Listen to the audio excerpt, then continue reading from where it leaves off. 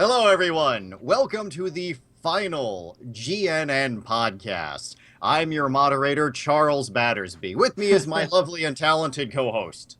Austin Horrigan, and with me, sitting right next to me, in fact, is the co-founder of the Shoddycast, Kyle Yeba. Hi guys. Hello there, talented and handsome fellow who signs our paychecks. Ow. What are you wearing? Is your character Oh, you don't want to know. the Grognak outfit? Maybe. Maybe with some shadow leathers and an amazing fedora, because I learned that you can armor up fedoras like crazy. Yup. Wait a minute, I'm like 70 hours into this game and I haven't learned that you can armor fedoras. Oh, that's one of the things I want to rant about, actually.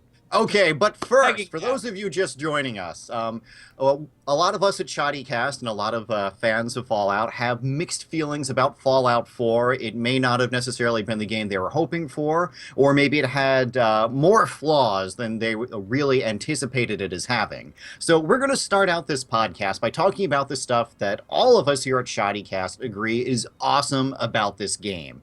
Then we're going to talk about stuff that we don't agree on, and then ultimately degenerate into incoherent ranting about things we didn't like about the game. And then towards 5 o'clock, we're going to throw it open to you, the viewers, and hear what you had to think. So for now, let's put all of our negative thoughts and criticism aside and talk about things that we really liked in this game. So, Austin, before we get on the rant about armored fedoras, what did you like about Fallout 4? Well, and I know that you and I differ on this one, Charles, but I actually really like the intro, and I said this in our previous GNN episode. Okay, we're going to save that for the part where we Okay. argue viciously Fine, about this. fine. I'll save that for Something for that we another time. all like. Okay. What do you sorry. like that we agree with? Let's see here. I really like the first, I guess I would call it the third of the story. I thought it was easily of the main plot the tightest, and it was pretty linear. But I thought it was pretty compelling, and it seemed to make the most sense, and I had a lot of fun pursuing it. I'm not going to give any spoilers as to what it was, but I really liked basically the first third of the main quest line. And to me, it justified some of the prefabricated character things that got some people upset. Because I don't think that quest would have worked as well otherwise. I also really like just the general aesthetics of the game, like the previous Fallouts. Well, I guess really the Fallout 3, but then also Fallout New Vegas did the same thing. They were very monochromatic. They had these annoying color filters over them, and they didn't have a lot of color pop. Whereas this Fallout 4 has some color. It's got blues and yellows and reds and greens, and you get to see different colors. And Oh, there we go. There, sorry, bumped my microphone. And you get to see different colors, and I really like the design aesthetic and the different regions, which they kind of stole that. Well, not stole. They brought it over from Skyrim. I really like some of that as well. Like when you go to the glowing sea and it's all terrifying. I really think that just the general aesthetic design was really good. I also surprisingly liked the weapon modding. I do think it was, well, I will, okay, I'm going to... Okay, we're going to have to save that because that's for the part where we debate things horribly because Okay. I'm gonna rant about that. So, but since you mentioned the aesthetics and color schemes, Kyle, how did you feel about the general aesthetic scheme and art style of this? So initially, I wasn't into the high contrast, coming from the other games where it was very bleak. Yeah. But I do like the way they did it. They didn't overdo it. Where there is color, you can obviously tell it's faded. It wasn't just painted yesterday or anything like Right. that. So it definitely shows wear, which is great. The models are better looking, but Bethesda has never been good when it came to character models. And this game, again, it's better, but still there's some funky stuff going on. I feel like it's their skeleton that they use. It's just rigid. The animations, again, a little better. Even with the ghouls, which you'll see, they're very fluid, surprisingly. But the rest of it, yeah, it's very Bethesda-esque, I guess. Okay, keep things positive, fellows. All right, so other things that you did like that that you know that we all agree on. I think we Power armor. all like power armor. Yes. Yeah. Okay, so Kyle, tell us a little bit about your experience with power armor. Initially, I thought like I was never going to be able to use it because Uh-huh. Josh got the game a few days before I did, our press copies or whatever. And he was talking to me, it's like, man, I can never use it because I can never find power cores for the damn thing. Uh, I love how you're finding a power core right now as you're talking about it. but but I never really had that issue. I always seemed to find them. I even like gave some tips for the video that we had on finding them.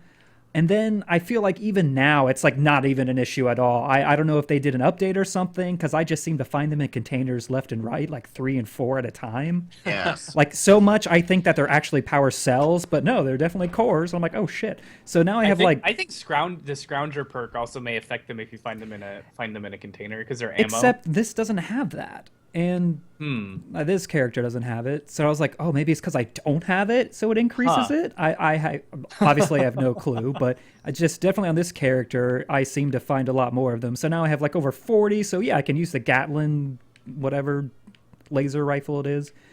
Not that I do because it's a heavy thing, and I'm not, spec for that. But back on power armor, it's great. Austin, what were your general thoughts on power armor? Well, I don't use it that much, except for like very specific I use it like for some of the really like final missions and things, and I use it whenever I have to go into the glowing sea. But I've had so much. I think that's where I've had the most fun modding and have dumped the most materials in the shortest amount of time ever because I didn't mod my power armor for a really long time, and all of a sudden I was like, I'm gonna mod it today, and literally everything I own, every like scrap of junk that I had like collected throughout the entire game, just disappeared in seconds. But it's I love that it. I love that I don't have to re-equip my armor afterwards, and I also have not had too much trouble getting power cores, which was really, I guess, aided and abetted by the fact that I didn't really use my power armor too much for like maybe the first half of my last playthrough. Because right now I have like 40, which I think they last like 30 minutes, so that I don't feel like doing math. They'll last for quite a few hours. And yeah, I really like it, and it doesn't break so frequently that I thought when I first started and saw that it could break, I was like, oh, this is gonna break all the time, and I hate it. But no, I like the system, and I like that it's one of the few things that you have to repair, and you don't, there's some barriers to entry. You're not just like permanently invincible. Wait, what is my mic doing? Microphone, what are you doing? There we go. It's but no, I've had a lot of fun. I just got the jetpack, which is awesome. Yes, that if you pursue the Brotherhood of Steel They storyline, just that give you ends up one. being a freebie. Yeah. They just give you one. It's a All right, level so 4 science item, and they just give it to you. Okay, so speaking of the jetpack, the customization of the power armor. You can give it aesthetic things that represent different factions. You can give it, different degrees of armoriness and power. It'll boost different stats. And also, you can upgrade to different kinds of armor. You get the T-45 as a freebie early on, and then can eventually get more powerful. So how do you guys feel about the upgrades? And I'm going to preempt both of you by saying I love the fact that I could customize my armor aesthetically and for different abilities. And once I learned about the Atom Cats, they were suddenly, my opinion of this game drastically increased. Now that I know that there's some greaser hot rodders with a power armor fetish. And those of you who are out there that haven't heard about this yet, their headquarters is to the southeast of the map, and there are a bunch of grease monkey hot rodders that are just nuts about power armor. So it's an optional quest that you're going to stumble across. So if you guys haven't done that yet, sometimes you'll meet their wandering recruiter Duke in the northeastern parts of the world. And if you don't do that in the southeastern parts, you can find their headquarters. So, Kyle, Austin, what do you guys think about customizing power armor? My favorite customizations actually were all the different mods you could put into the helmet, because you can totally change your overlay, and I've had a lot of fun doing that. The one thing that kind of bothered me about the aesthetic armor options is that a good chunk of them you have to paint the entire suit in order to get the benefit, Yeah. I believe. And I was like, but I just want to mix and match. Come on, man. But it won't let you do that. Which I mean, well, you can, but then you lose a lot of the benefits, like the min maxer in me cannot do that. Um, but I do feel like the power armor is one of the most customizable modding aspects of the game. You can really tailor it to and make it feel like your power armor. And I really like that you can have different pieces from different armor sets. Like that is something that you could never do before. I haven't actually done that because I love having everything the same. But if I have not found the X01 power armor yet, and so I mean I really want to, but I haven't yet. I cheated for a video and just You gave cheated it to for a me. video? Ah, console commands. All right, so both of you guys really liked the fact that the wasteland is more crowded now. It isn't this vast desert with nothing in it like in New Vegas. It isn't miles of brown shrubs like in Fallout 3. So it seems that Fallout 4's wasteland, you can just take a short walk and find something interesting to do. Yes. And that's something that I just on the live streams that I just do. I'm like, I'm gonna walk in this direction and we're gonna find something, and then we're gonna go inside it and kill everything inside because it's always kill everything inside. But yeah, I guess people were concerned about the map size looking at it because it is a slightly smaller map than I guess Fallout 3 was possibly. But Fallout 3 was so empty. It was like you could run like for 20 minutes and not hit anything, maybe like a rusty car. And so I'm constantly running into multiple factions. That's my favorite thing that happens when I run into like raiders and super mutants who are fighting each other. That happens all the time.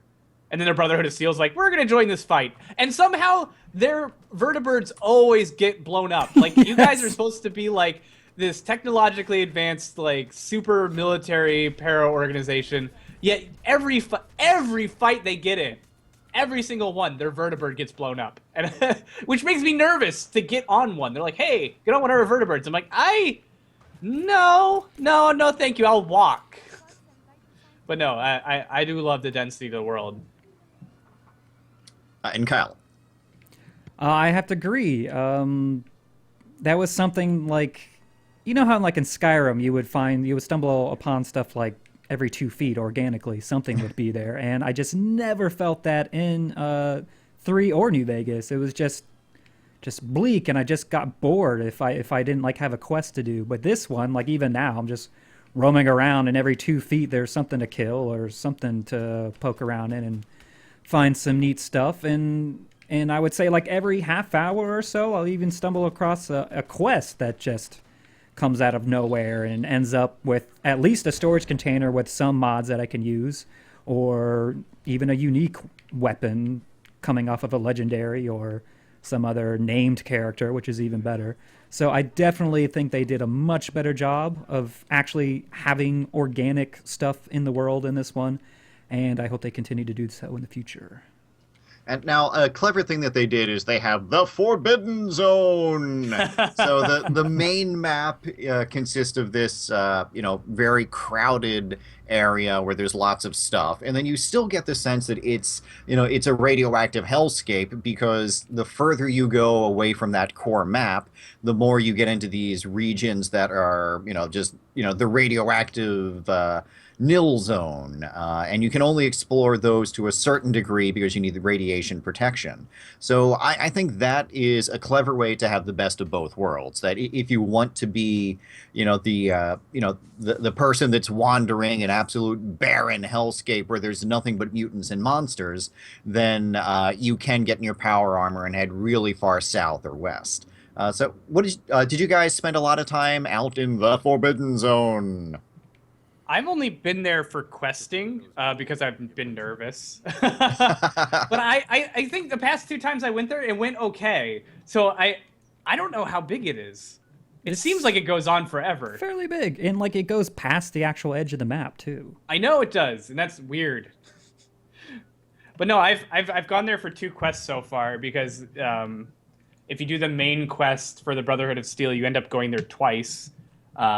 And I was like shaking in my boots the entire time. But Honestly, it went okay. Like it did remind me of the old Fallouts. It's actually a lot scarier because of the atmosphere is terrifying. And you can't see as far either. So yeah, So things just nope. have a habit of sneaking up upon you, especially death claws. Or not even death claws. I'm not even afraid of death claws. It's those No, goddamn they're blood not. bug things. What Those is? things, oh Why my are they god! so terrifying? And when I saw them in the preview trailers and stuff, I was like, oh look, it's the level 1 monsters that will never be a threat ever. No, they're terrifying and awful. Holy crap! At least a Deathclaw, you can see, like you can actually shoot the damn thing. And I feel like I can Yeah, outmaneuver them. yeah, fast-moving melee combatants are always something the game designer should stay away from. So I think killer bugs are an annoying part of the design scheme that we see here. I also found them with the Mirelurk hatchlings. And Mm. we're degenerating into things that we don't like. So later on, we'll talk about little fast-moving melee combatants that swarm around you. But for now, let's get back into things that we all do like. There are parts of the new perk system that all of us really enjoy. I thought that the hacking and lockpicking aspects of it are much better in this. That Yeah. either you can pick that lock or you can't. It isn't a question of having a 37 lockpick skill when it's really 25 or 45 that is important. There's also a So lot more like low level lockpicks, so it doesn't feel like even if you don't like I always felt in previous games like I was all in the Fallout 3 I was always running into like all the time running into locks that I couldn't pick.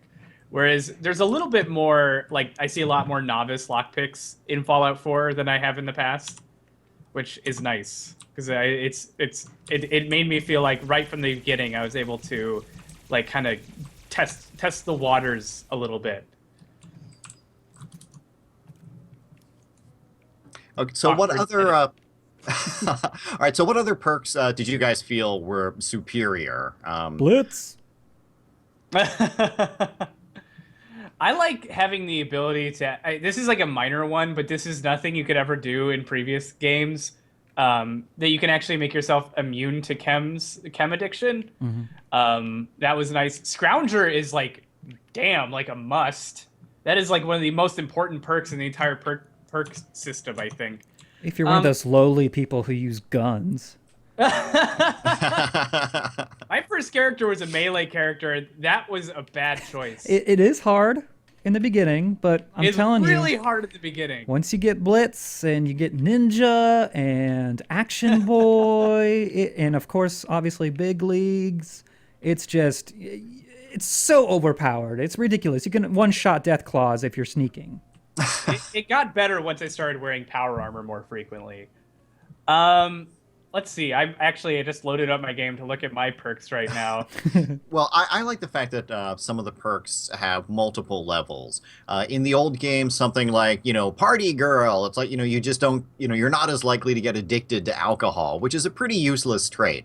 But in Fallout 4, if you guys haven't pursued this, if you get 3 levels of Party Girl or Party Boy, then it isn't that you just don't get addicted to alcohol. It's that, you gain additional benefits from alcohol. And suddenly you can constantly be drunk, or you get double the bonuses at the 3rd level. So there's no negative repercussions. It's like, oh hey, I can't carry that. Well, hey, I'll just drink some whiskey and now woohoo, look how many toasters I can fit in my pockets.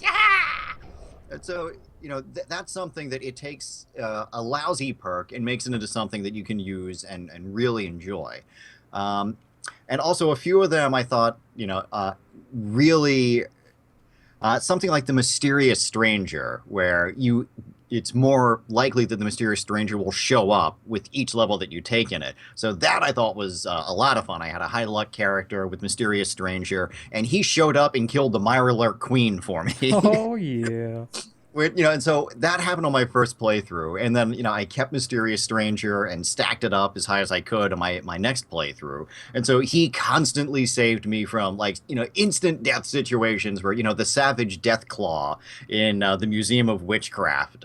So that's something that I just loved, having something that maybe my luck is going to save me because I've dumped perks into some random thing. So what other perks did you guys like? Well, Austin is disconnected right now, but I'll go over the ones that I enjoyed, which obviously Blitz, we already know that, and I had a different character that was actually a gun character. But I even tried a charisma character, and that was surprisingly very humorous, actually, because of all the different dialogue options you get when you're trying to subdue enemies and even make them fight for you. So that was very interesting, especially Intimidation 1. That was pretty great. But my main, well, I guess this is more of my main character now, but my first character, who was the more gun-toting character, I really enjoyed, what is it, Endurance? Is it Endurance? Yeah. The Endurance one, like Ghoulish is great. Aqua Girl, because she was a girl character, and what's the other one I had? Cannibal. Like, all those are really great. Obviously, they do their job of keeping you alive. And so it's just like you have so many options to really make the character you want, even early games. So it's not like if you sacrifice not putting points into crafting stuff. But yeah, I really enjoyed that. All right, so while we're waiting for Austin to log back on, companions. Who was your favorite companion?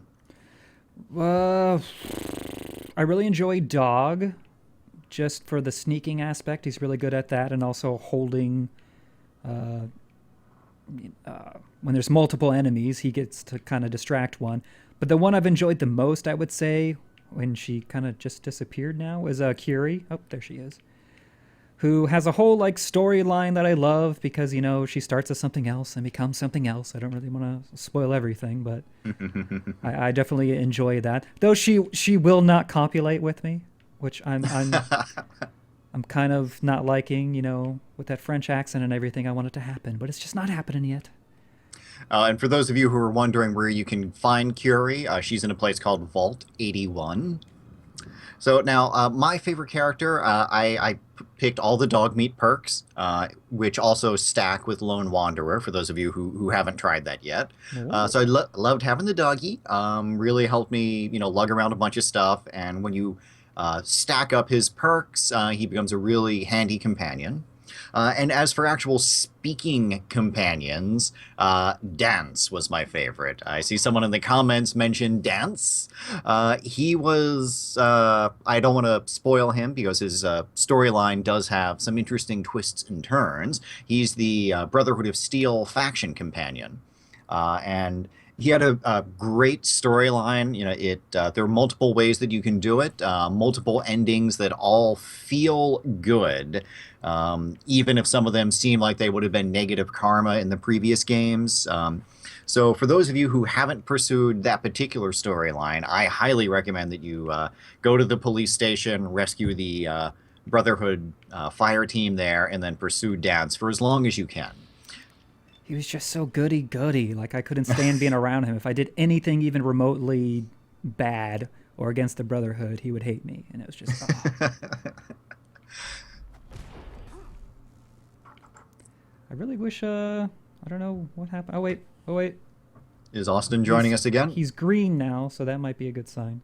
He's attempting to get back in. So is it just me, or does Dance's voice actor sound exactly like George Clooney? Hello, gentlemen! Hello, Austin. We were just wondering. My power went out. You're really loud and in your whole house. In my whole house. I'm on my phone right now. Oh, that's why it sounds weird. My apologies. That's all right, but perfectly timed power outage. Well, that was. Are you like huddled in a dark room right now, talking on your phone to us? Yes, actually. Okay, well, that's perfect for a Fallout podcast. I'm afraid the super mutants will come and get me. All right, Austin, be quiet. We're going to send help. We're sending the Minutemen in.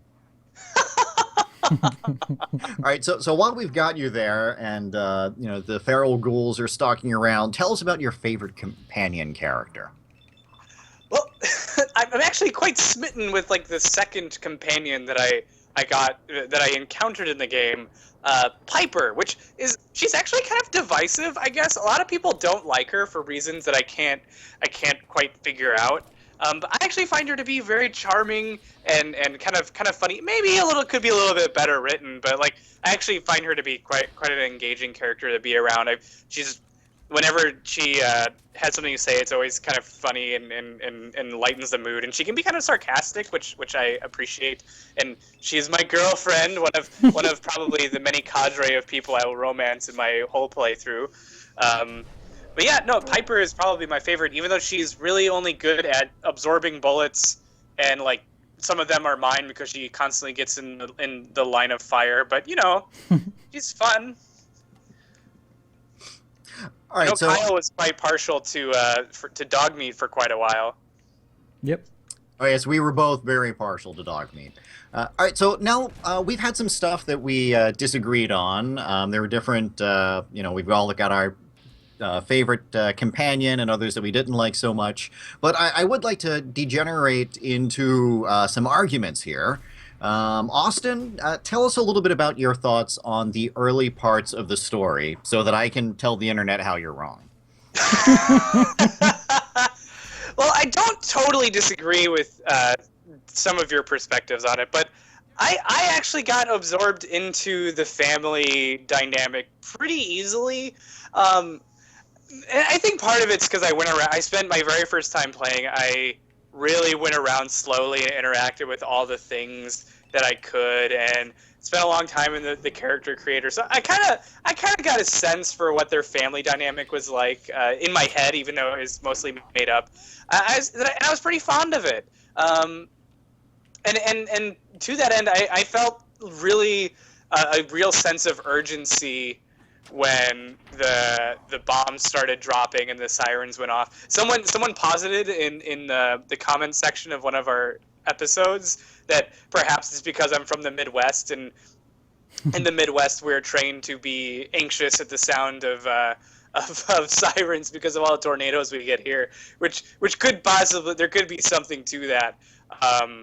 And I was actually really upset when this is a spoiler warning, like for the beginning of the game. For those of you who don't know it, it's coming. I'm going to say very thing that happens in the first 15-20 minutes of the game.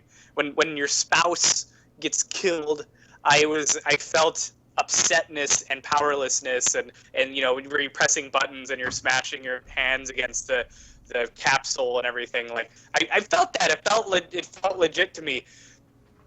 That again, at the same time, as soon as I left the vault, I did feel kind of weird when the game immediately started trying to distract me from anything relating to pursuing the main quest. My whole point playing through it the first time was to play the main quest just straight through and do it as quickly as possible, and that was incredibly difficult, like psychologically, because the game kept being like, here's all this cool stuff that we'd rather you be doing. So I totally, and the main character does seem to get over all the trauma too quickly. Mm-hmm. Even if you choose all the sad options of dialogue, your protagonist is like, my wife and my kid. Yeah, let's build a settlement now. All right, so I'm going to jump in here because my response to the story was pretty much the opposite of Austin's response. I hated the beginning of this, and it's only after I got substantially into it and started, learning that my problems are related to the wider problems in the Commonwealth. It wasn't until, I was pursuing Kellogg that I really felt any connection to this story. So, and I am going to rant. I'm not, this is constructive criticism for the nice people at Bethesda that, made this game I like. But we get absolutely no interaction with the baby and very little interaction with the spouse character. And so I'm going to start by saying first, if you haven't seen the movie Up, you should go out and see the movie Up. And then compare it to what I'm about to rant on, because Up takes the audience through an entire relationship of two people in about 8 minutes of screen time. So what Up accomplished in 8 minutes is essentially the entire arc of a relationship that makes you care, first about the protagonist and secondly about the dead spouse, and it only takes them a few minutes to do it. So it will make you cry. I don't care how much of a heartless killing machine and stone cold manly man you are. You're gonna cry within 10 minutes of watching up. So in Fallout 4, they have like an hour and a half to establish some connection. And in fact, because it's a game, I mean, people have already paid $60 for this thing. They're going to stick through your introductory segment, whether it's an hour or 2 hours or 4 hours or 10 hours. So Bethesda has as long as they goddamn want to make you care about your imaginary spouse and about your imaginary child. And so they don't. Your child, you have no interaction with them at all. I think you click on the baby once. The baby has no more connection to the player than the Gek or the water chip. The kid might as well have been named Baby MacGuffin because you spend the whole thing going after, I need to get the infant. And secondly, you don't even get to pick up and hold the infant. When things happen, the spouse picks up Baby MacGuffin and runs. It might as well be, it's like, oh no, that's my limited edition football, and save the football, it's autographed. All right, so, and secondly, about the spouse. So first, by the time my imaginary husband died, I had forgotten his name. And this is like an hour into it. There's no effort to connect you to this character. Now, I wouldn't be surprised if somewhere in maybe earlier versions of the game there was something where you get to create your imaginary spouse and define who they are and somehow go on a date with them or something. And they probably removed that at some point because they wanted to to get to the apocalypse as fast as possible. And I think if that's what they did, it was a bad call. If there was no effort at letting you create the spouse or have a date or something, then that was an even worse decision. So I think that they should have given you some way of interacting with this person, because by the time my spouse is brutally murdered in front of me, I'm like, what's his name? No! and then on top, all right. So on top of that, your spouse dies. As far as your character knows, they died a couple minutes ago. It's, spoiler alert, it's Right. a little longer than your character thinks. But, your character dies, and if you pursue the main storyline, you might be banging some lounge singer in Good Neighbor 2 days after your spouse died. And so I think that, the romance options are poorly thought out. That, you should have fewer characters that you can romance, or some kind of dialogue to say, oh yeah, I never really, loved my spouse for some reason. And, now I'm glad she's dead. Hey, baby. And so, so I think that, that Bethesda made some bad decisions in defining your character's backstory and history and relations so much. And now people out there are going to say, well, some of your previous Fallout games did that. So in Fallout 1, no, nothing about your character is defined. All you know is you are a vault dweller. Your character's age, appearance, their family, their sexual preference, their personality, it's all determined by you. Then in Fallout 2, well, all you really know is that, you're descended from the vault dweller. You have very limited interaction with family at all. And in Fallout 3, so a lot of people are going to say, hey, in Fallout 3, you have a family, and the whole thing is about chasing after your father. But I'm going to point this out, that you actually do build your relationship with your father over the course of those introductory scenes. You get to play throughout your entire childhood and determine who your character is through their childhood and how you relate to your father, right down to the beginning of, pick a toy from the toy chest. It's at least interactive in some way.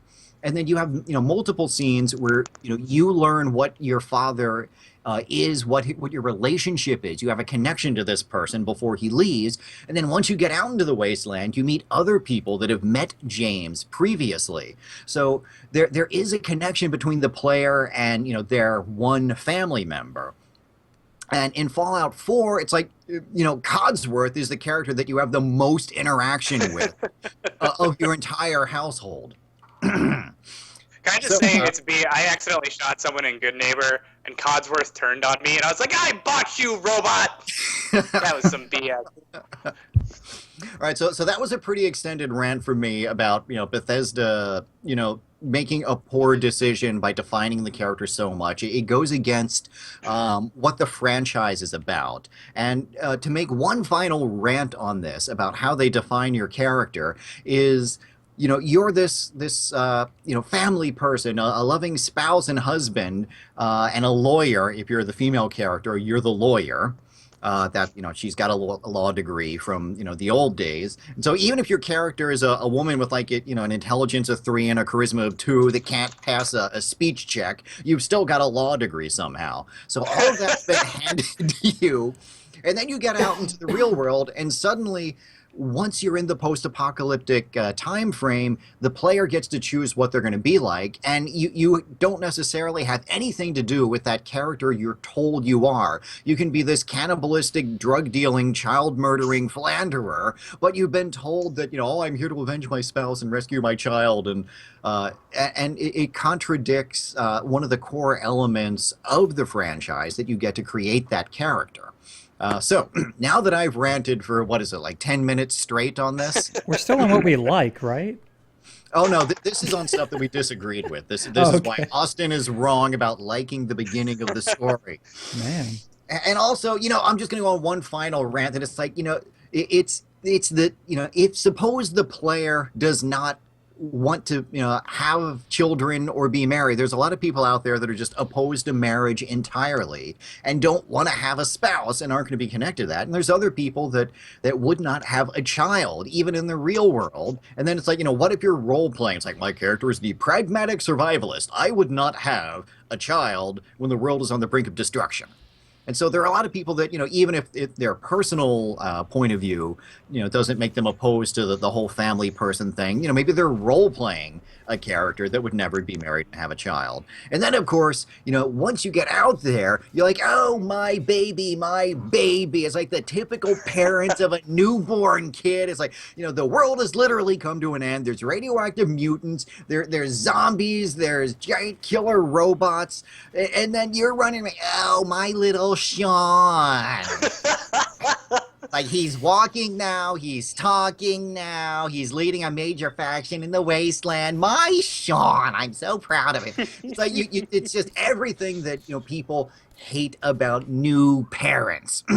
So we know how you feel about new parents. Yeah, all right. So Kyle, I don't think we've heard your point of view on the early parts of the storyline. It's fine. It definitely felt rushed. Like, they just wanted you to get into the action and start, going on with the story almost immediately. I definitely would have enjoyed spending some more time in the pre-war place, just checking stuff out, seeing exactly how life was there. I know, obviously, you kind of just feel, it's the 50s, or it feels like the 50s all the time. But I just would have really liked to actually go outside of my house and not just to run to the vault, but to actually check stuff out. Oh, I did that. You get blown up. It's fun. If you run the wrong way, you get nuked. Oh, that's good to know. I did it on my second playthrough. If you try to run down to where the red rocket... Oh, wait. Yeah, not Covenant. Whatever that next town is, if you start running that direction, and the bombs drop and you die. And it's great. And you get to see yourself get blown up. I recommend it highly. All right, on your 4th playthrough, everyone try that. I have to a little bit take issue with some of what you've said, Charles. Just some. Because I don't think there's anything inherently wrong with the degree of pre-characterization that they've done. I don't disagree that it's ham-fisted and some of it is very poorly executed, but I don't think it actually betrays the spirit of Fallout to have some sort of pre-characterized experience defining your characters. Because because basically we're arguing about degrees. Because even in the first set of games, there is a degree of pre-characterization. Like, that you're from a vault, and while you can wave that off and say, well, whatever, but that does inform your decisions. Now, and I do think that the pre-characterization does create problems for the story down the road. And the way that they actually did it is not the best. But I don't think that that's the problem. I think that they could have just done it better, and they could have had it more had it, like you said, been more interactive, and had more and then just done better storytelling to get you wrapped into it. I don't disagree on those particular points. And I do want to make one more rant. I appreciate your comments, but there's a couple of things that we have established simply by the fact that your character is a parent and a spouse. One is it establishes your age. In the previous Fallout games, you could be a teenager, you could be older. With this, you are presumed to be in your mid-20s. That you're old enough to have been a soldier and have a law degree and gotten married and have a child that's about a year old. So it limits the age that your character can be. And also, a couple people in the comments here pointed out that, it also means that you have to be in a heterosexual relationship. And I don't want to go all social justice warrior, but it is something that's going to alienate some players that, that you are specifically, defined, in certain ways. Even if you can romance same-sex later on in the story, your character is bisexual at the least. So and it's just sorry. Go on. This is kind of not really even me disagreeing with you. It's weird to, okay, so again, I do think it's we're maybe going to talk about New Vegas a little bit later, but Bethesda is now kind of on board with you can be in a relationship with whoever you want. Like, that's their general policy, is like kind of like don't ask, don't tell, like just do whatever you want. We're not looking, like we're not going to program it any differently kind of a deal. But they still have the very gender specific perk, like the Black Widow or the Lady Killer, which is weird. Like, I mean, you wouldn't think it'd be too hard to either have like 2 perks like they did in New Vegas, or to, I don't know, just have a general persuasion one. So I thought that was a weird thing to keep. Yes, and if I can just go on one more rant about sexual preference, it would be really easy to to sort this out early on, because a lot of people are saying, well, it's the wholesome Fallout universe. You wouldn't necessarily have two same-sex people living in a marriage. It doesn't work with the Fallout universe. But you could just have something where the Vault Tech guy shows up at your door and he's like, 2 confirmed bachelors living in the same house, raising a child? Isn't that a little peculiar? And it's like one line of dialogue could essentially fix all of this. But I'm gonna stop the rant. They did what they did. I think maybe in their next game they could just have a little rant that yes, it is the Fallout universe. Maybe people aren't openly gay in the pre-war world, but you could just have other characters react to it and just say, "Ha, 2 single ladies living alone." That's a little odd, don't you think, ma'am? All right, so. Kyle, stuff that you liked that you think that maybe we don't necessarily agree with. Let's have some more argument here. Okay, well, without going too much into detail, what did you guys feel about the factions? Like the major ones you could more or less join. Did you think they were pretty well fleshed out? Do you think they were different enough from one another? I had conversations with Tommy, our machinima artist, about this, where he played through the entire game, through the Institute, and I did this too. My first playthrough, I went with the Institute as a faction, and by the end of the game, he was like, "What are their goals? I don't even know," and like Exactly I didn't the even same think way. about it, and I was like, "What are their goals?" Like the whole thing is like turn on a power generator. That's not interesting. I did kind of like the Brotherhood of Steel. I thought they were a little one-dimensional, and they're like. I thought they could have been a little bit more dynamic, but that was my second playthrough. I thought they were okay. I don't know much about the Railroad. I did a couple quests for them. Everyone seems very religious, I guess, like without being like any like they're zealots. Every faction is zealots for their own particular cause. Like they're all extremists. Every single one. They're like defined by their one synths should be slaves. Synths should never be slaves. All synths must die. And then whatever the fuck the Minutemen are doing out there. I didn't even know you could beat the game with the Minutemen until like yesterday. Oh, so I did like the Minutemen, I have to say. I played Brotherhood of Steel and Minutemen in my playthrough. So I like the fact that because what they're doing with the Minutemen is, in a typical RPG, you walk into a town and people are like, "Hey, you look like a badass. We need you to pick one of the two gangs in this town and kill the other guys because you look like you're tough." And so with the Minutemen, every place you can go, you walk in and you say, you know, "Hi, I'm with the Minutemen. What are your problems?" And so you have this built-in excuse to go in and say, "I am specifically here to fix everybody's problems because that's what I do." And the organization that does that ended, at some point before the story. And so everybody that you meet is like, "Oh yeah, we've heard of you guys. We didn't know that you were here. But now it's great. Fix our problems because you're the guy." And, it's like in... they did a really good job of this over at BioWare with, it's like you're part of the Spectres. It's like you show up Right. and everywhere you go, it's like, damn right, I am part of that organization that gets shit done. Or you're part of the Inquisition, and everywhere you go, it's like people like, "Wait a minute, you're that person that we've heard about with the big glowing green hand that either fixes problems or screws stuff up." So, having a Minutemen faction is a great idea for, the overall story and just the quest design in each little town. And also, I liked having this, this unequivocably, I don't know if I'm saying that word right, this purely good-hearted kind of, man-child hero in Preston Garvey that he just wants to help people and do nice stuff. So I thought that was great to have a character like that in the Fallout world where, he means well, even though he's kind of been, beaten down by the realities of the wasteland. So what did you guys think of the Minutemen? I literally. Sorry, go ahead. Well, that was kind of my answer. It's just like, ugh. They were. Who doesn't want the wasteland to be great and they want to help people out and whatnot? It's just. I thought I was bored by them, and I didn't even feel like they were really a faction. It was just they were there unless you were absolute dicks to them. But I mean, why would you be? But I mean, they were just there and did stuff, and it was basically just a way to gain XP for me. That was pretty much it, and.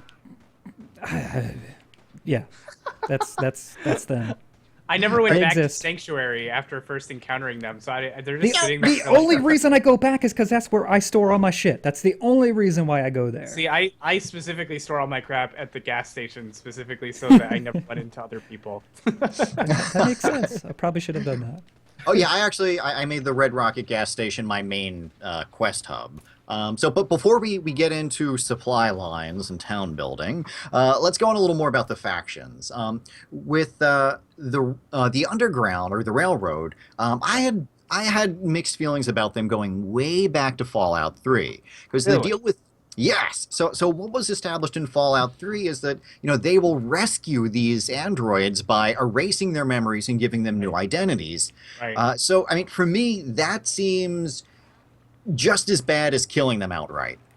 That by it's like you're essentially completely reprogramming them. They don't have memories of who they used to be, and then in a sense I think it may even be worse than just killing them outright because as we've seen in several quest lines, there are characters that don't know they're androids that suddenly learn they are, and this has negative repercussions for the poor android.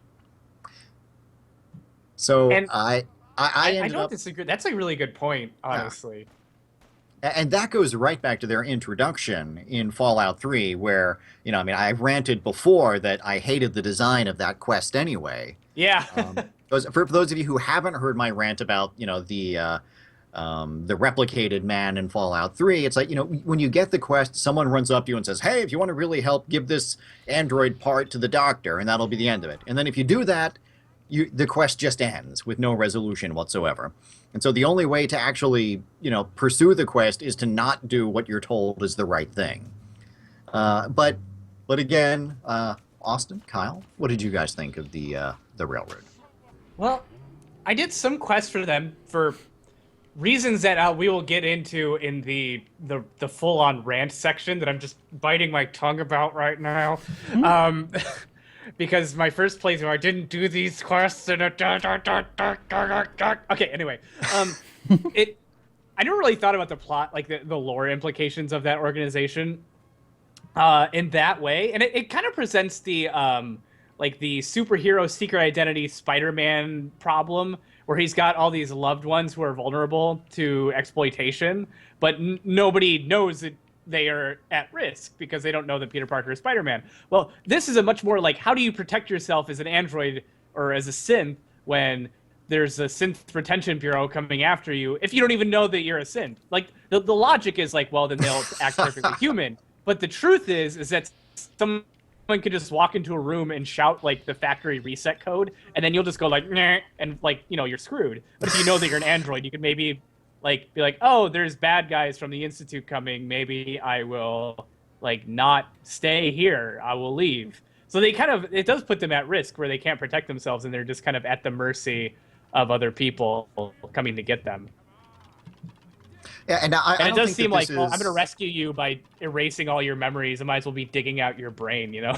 Yeah. And now, I don't think that this is Bethesda making a mistake. I think what they've done is, you know, they've correctly understood that, you know, well-meaning idiots are part of the world. And I think they created this faction where, you know, there are multiple ways of viewing it. And that, you know, well-meaning but not necessarily doing the right thing is a core of what the Railroad is. Kyle, what do you think of these guys? I have to say they've been my favorite faction. I don't. They have some of the cooler quests. I don't really care about their cause, honestly. It's just I think their characters are more diverse, I suppose. That's true. Because, like, you know, there's kind of like an internal struggle if you really dig down into it, like of what each individual believes, really. And with Brotherhood, you don't really get that. They're all pretty much technology bad, except if it's us that has it. And I know. They're even worse than like past iterations with the Zealotry. What the hell's the other one? I don't remember what the other faction is. Institute. Ugh.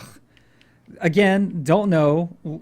We want to build synths for apparently no reason whatsoever, because we want to live... To replace humanity, but, which like, seems just fucking insane. But do they, though? Because anytime one gets out, they want to bring it right back in, so it doesn't seem like they want to let them out at all.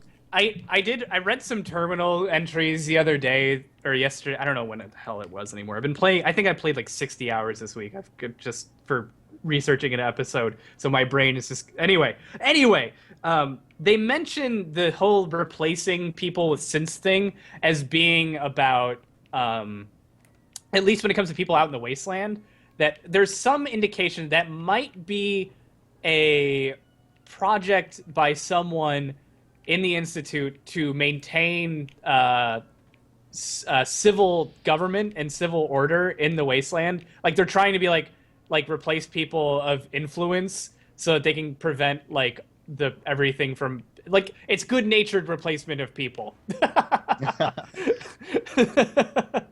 So that they can prevent, you know, the wasteland from unraveling. I think that's the argument. I think that's Maybe. the only good spin.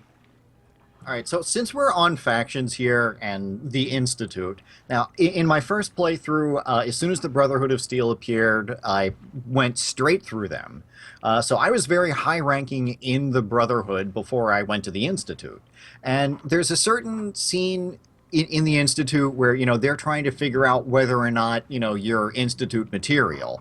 So, well, actually, there's several scenes where, you know, they're trying to figure out whether or not you're really loyal to the Institute.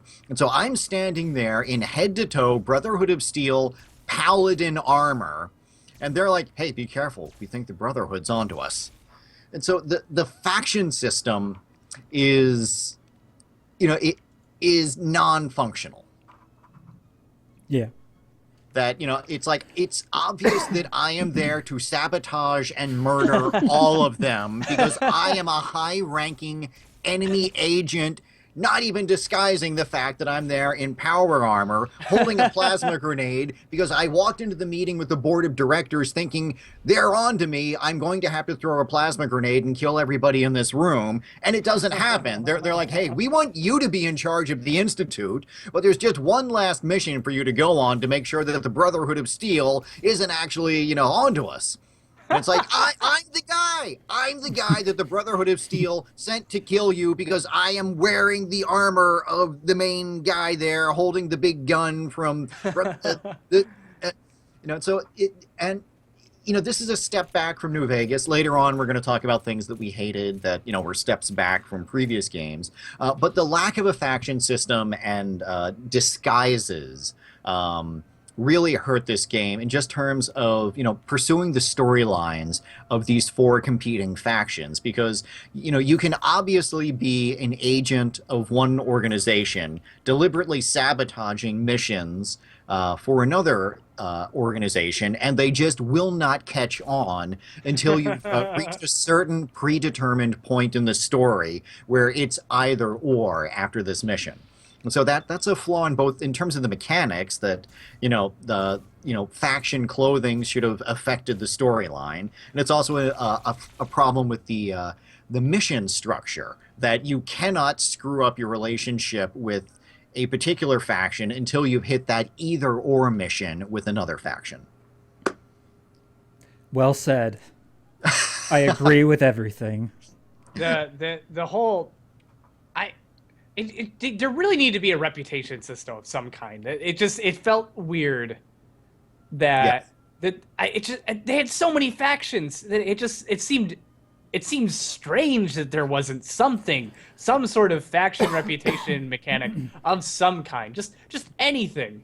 And this isn't just a New Vegas issue. It's like Bethesda did this with Skyrim as well. Yeah, no, in Skyrim. Yeah, Skyrim you could do quests for. When I never tried joining both factions.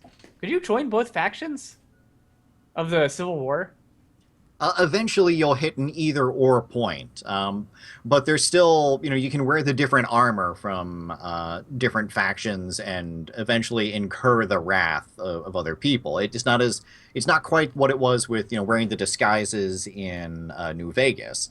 But you could pursue, you would get bounties in different locations in Skyrim. So if you pissed off one group, they would forever be angry at you until you paid off your bounty. So, and there's nothing like that in Fallout 4, where you can somehow make amends or get on the bad side of an organization.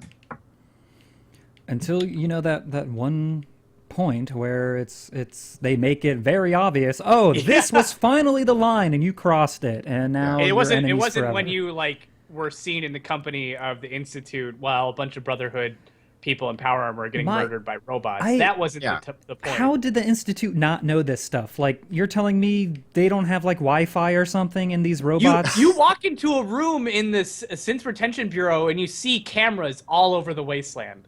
Like they have a display full of a whole bunch of cameras. And there's also the fact that every mission that the Railroad or the Institute sent me on was a spectacular failure. And they never caught on. It's like, okay, we need you to go, capture these robots and, take this courser with you. And it's like, okay, so all the robots are dead, including the courser that you sent with me. And a Brotherhood of Steel airship descended on the entire thing. And I'm standing here, with my buddy in the Brotherhood of Steel right next to me. So, all right, but we've ranted about the faction system and the lack of bounties enough. We also disagree a little bit on weapon mods. What do you guys think of the weapon mod system? I really like the mod system. Okay, explain to me why you guys like this, and then I'll tell you why you're wrong. I tend to get really emotionally attached to my weapons, and I'm always sad to see them go. So I did like that I was able to take weapons from early on and upgrade them in various ways throughout the story, and be like, oh well, I can add this mod to it to keep this gun going a little longer, girl. Keep it going. My 10mm pistol that I've had since the beginning of the game until I finally replaced it with a legendary. But I don't know. I guess when it comes down to it is I don't know what you didn't like about it, Charles. I know that you didn't like it too much. The only thing that I thought that wasn't I thought it was a little oversold by Bethesda. I thought they kind of made it seem like you could take just this nub of a gun. You could just take like the crappiest gun in the world, and like just you could do 1,000 million, just so many different things to it that by the end of it, it was completely unrecognizable. When really it's not like that at all. And there's a lot of it feels like there's a lot of mods that are just objectively better than others, and that there's maybe like 2 different styles of play in reality for any particular weapon that you have. And the mods for melee weapons are really restrictive, actually, I found. Sadly. Other than that, I still really like it. I like the ability to do different, to be like, well, I don't want this to be an automatic weapon because I don't have any perks in Commando, but I can, make it a semi-auto, which is, I don't know. What didn't you like about it, Charles? Because in your notes you said something that was very interesting that I won't point out, but I want to hear it from your mouth. All right, so well, I don't know if this is the thing that you that you picked up on. But what I disliked is if you look at the way the armor mods work, each piece of armor has two spaces. So you just have 2 different mods that you can put on any piece of armor, and you can remove a mod just by making the standard or no mod. So it's very easy to say, hey, I like this new piece of armor that I got. I'm going to take the thing off and put it on the other thing that I got. So it's a very simple system, and you don't have to expend crafting resources to change the mod on your armor. Now, with the guns, on the other hand, you have 6 different things on every gun. And if you want to make the standard mod, you almost always have to expend some kind of resources to make it. Yeah, that is irritating. So this just drives me crazy that if you have 2 guns that you want to combine together, essentially, you can't just scrap one of them and put its mods on the other gun to make the gun that you want. You have to go through this elaborate process where, you're going through crafting resources just to make the standard handle that you're going to put on a gun that you're going to scrap anyway. In Fallout New Vegas, you could just take mods, you find a mod, you put it on whatever gun you want, and that's all there is to it. So this was something that I found very frustrating and unintuitive. It was unintuitive.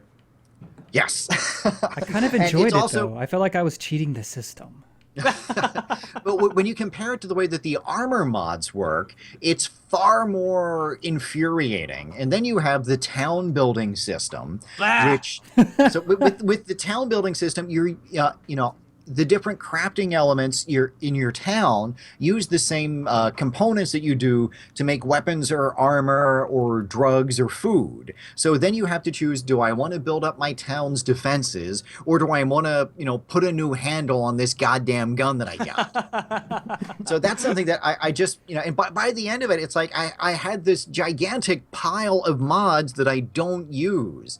And, it's like, why is my inventory so big? And it's like, okay, well, I got 30 pounds of unused mods that are all, standard handle. And then you can't disassemble the mods and break them down into their components again. And even if you lose some of the components by breaking them down, you ought to be able to do that. So I found it to be just an awful system that's unintuitive. It's aggravating. It makes you choose between, do I want to do the town building? Do I want to make the guns? It's clearly not as functional as something else that they do on this system, the armor modding. So I hated these goddamn mods. If you build your entire character around crafting and scrounging and disassembling stuff, then you can make it work. But it only works if you've specifically chosen to build your special and you've allocated perks to doing the crafting. And then later we'll talk about town building.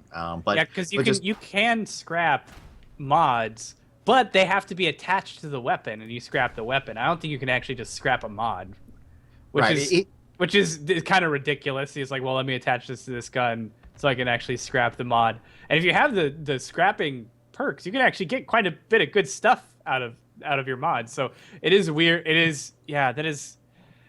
And now I'm just thinking of the 50 mods that I have sitting in a box somewhere. And I just want to say, why do mods weigh anything? Because this is something that I didn't realize. I'm like, why why do I And have they're like all this 0.5 carry feet. weight shit? And I have like 2 weapons in just the armor I'm wearing. Why am I so heavy? Why am I so fat? What's going on? And then I realized it's all the mods, and I'm like, well, son of a bitch. And so I had to store them all. But after I figured that out, I had like over 60 pounds worth of shit.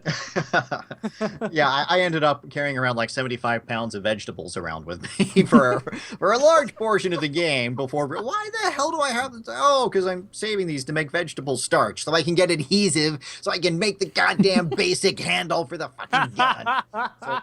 But now to say something nice about it, I will say that Bethesda's pretty cool because some of the early things, Austin mentioned the 10 millimeter gun, that you can mod up the basic things to really high levels with just a few perks, and they'll be very good for the middle parts of the game.